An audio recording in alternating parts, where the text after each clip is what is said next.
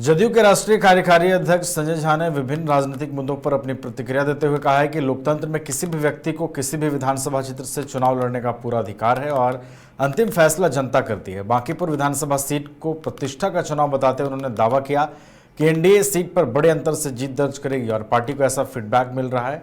उन्होंने बीजेपी के राष्ट्रीय अध्यक्ष बने नितिन नवीन को लेकर कहा कि यह बिहार के लिए गर्व की बात है। संजय झा ने दोहराया कि पूर्व सीएम नीतीश कुमार एनडीए के सर्वमान्य नेता हैं और आगामी चुनाव के बाद भी वही चीज़ों को देखेंगे। उन्होंने कहा कि राज्य सरकार पूरी तरह नीतीश कुमार के मार्गदर्शन और सहभागिता पर चल रही है और उन पर किसी प्रकार का दबाव भी नहीं है। तेजस्वी यादव के खजाना खाली वाले बयान पर पलटवार करते हुए उन्होंने कहा कि बिहार में विकास कार्य तेजी से जारी है और संसाधनों की कोई कमी नहीं है। उन्होंने आरोप लगाया कि विपक्ष राज्य की छवि खराब करने का प्रयास कर रहा है, जबकि वर्तमान सरकार विकास, सुशासन और जनकल्याण के एजेंडे पर पूरी मजबूती से काम कर रही है। बड़ी प्रतिष्ठा मिली जो वो राष्ट्र, देखिए लोकतंत्र में चुनाव में किसी को भी कहीं से खड़ा होने का अधिकार है और जनता मालिक होती है वोट के समय में।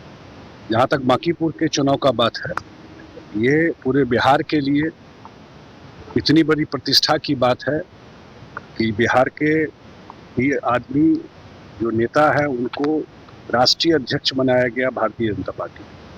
सर पहला वो व्यक्ति है जो जिनकी सरकार है दिल्ली में, उस पार्टी के राष्ट्रीय अध्यक्ष बने। बिहार से हमको नहीं ध्यान में आता है कि कोई दूसरा, कांग्रेस में तो बन ही नहीं सकता है, वो तो परिवार में रहता है।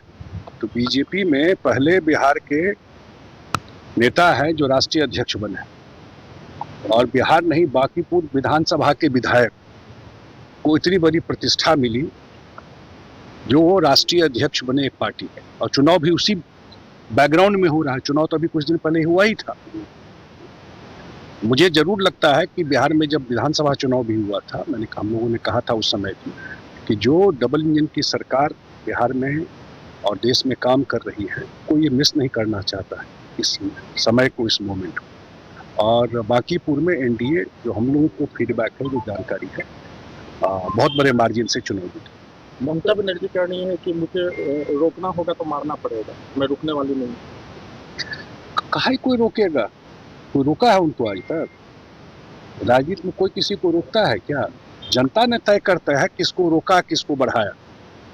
जनता ने बंगाल में तय कर दिया और उनके पार्टी के लोग ही सब छोड़ के निकल गए। तो उनको तो खुद आत्मविश्लेषण करना चाहिए, कैसी पार्टी वो चला रही थी, क्यों छोड़ के चले गए। घर रहने का मकान भर नहीं, ये खुशियों की तिजोरी है।